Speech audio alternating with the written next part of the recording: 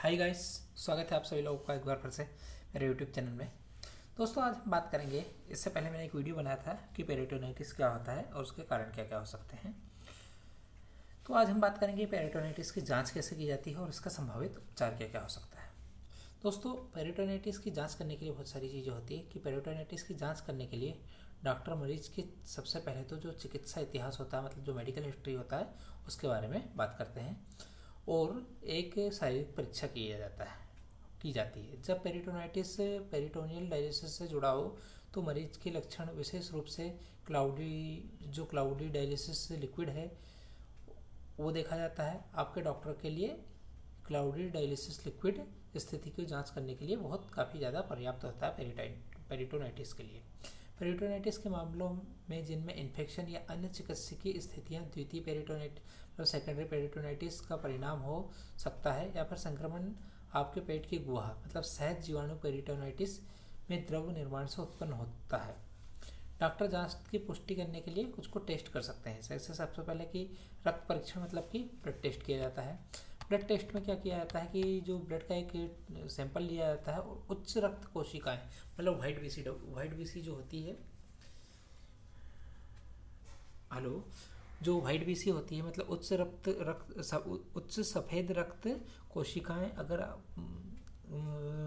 अगर रक्त के नमूने में पाई जाती है तो भी ये माना जाता है कि एक क्या बोलते हैं किसी तरीके का इन्फेक्शन हो रहा है।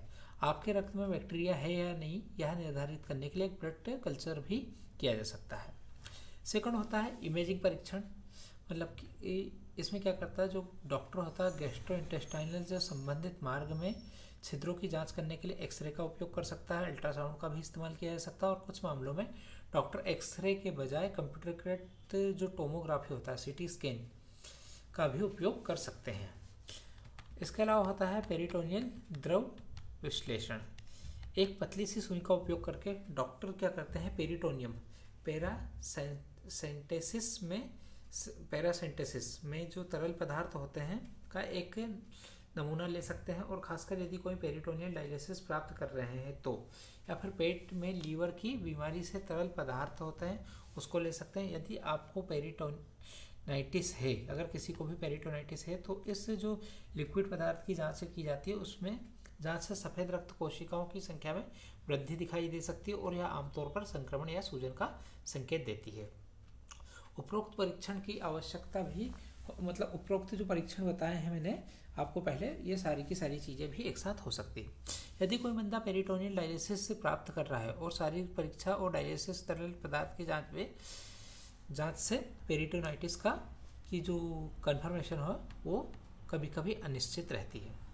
अगर हम बात करें कि पेरिटोनाइटिस का इलाज क्या क्या हो सकता है, तो स्पॉन्टेनियस बैक्टीरियल पेरिटोनाइटिस जीवन के लिए खतरा हो सकता है। इसके इलाज के लिए अस्पताल में रहना पड़ता है पेशेंट को। उपचार में एंटीबायोटिक्स और उसके अलावा दूसरी देखभाल भी होती है। किसी को भी चिकित्सकीय स्थिति जैसे कि सेकेंडरी पेरिटोनाइटिस से इन्फेक्शन होने के कारण होने वाले पेरिटोनाइटिस के लिए भी अस्पताल में रहने की आवश्यकता पड़ती है। इसके अगर ट्रीटमेंट की बात करें तो ट्रीटमेंट में सबसे पहले होता है एंटीबायोटिक्स। ऑब्वियसली दोस्तों, किसी तरीके का इन्फेक्शन है तो उससे लड़ने और उसे फैलने से रोकने के लिए एंटीबायोटिक्स दवा का एक कोर्स दिया जाता है।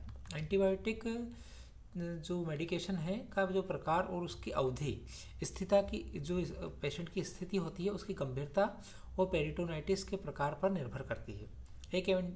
एक एंटीबायोटिक दिया जा सकता है जो बैक्टीरिया के व्यापक स्पेक्ट्रम मतलब जो ब्रॉड स्पेक्ट्रम का इलाज कर सकता है, वो भी कई बार एंटीबायोटिक दिया जाता है।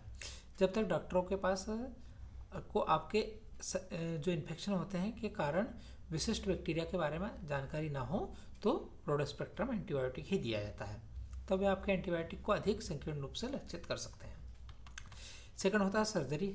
संक्रमित टिश्यू को हटाने या फिर संक्रमण से अंतरहीन कारण का इलाज करने और संक्रमण को फैलने से रोकने के लिए अक्सर सर्जरी की भी आवश्यकता होती है, खासकर अगर पेरिटोनाइटिस एक फटे हुए विशिष्ट पेट या बृहतंत्र के कारण होता है। इसके अलावा अन्य जो उपचार हो सकते हैं मतलब अदर ट्रीटमेंट इसके लिए हो सकते हैं तो संकेतों और लक्षणों के आधार पर अस्पताल में उपचार में दर्द की दवाएं दी सकती है, या फिर एक ट्यूब के माध्यम से दिए जाने वाले पदार्थ जो होते हैं जैसे कि आईवी फ्लूइड है, ऑक्सीजन है, और कुछ मामलों में ब्लड भी चढ़ाया जा सकता है। सो दोस्तों, आज हमने बात करी पेरिटोनाइटिस की जांच और उपचार के बारे में। अगर आपको मेरी बताई हुई जानकारी अच्छी लगी, पसंद आई है, और इसी टाइप की हेल्थ से रिलेटेड जानकारी आपको जानना है हिंदी में, तो प्लीज़ चैनल को लाइक करें, शेयर करें एंड सब्सक्राइब करें। Have a great day.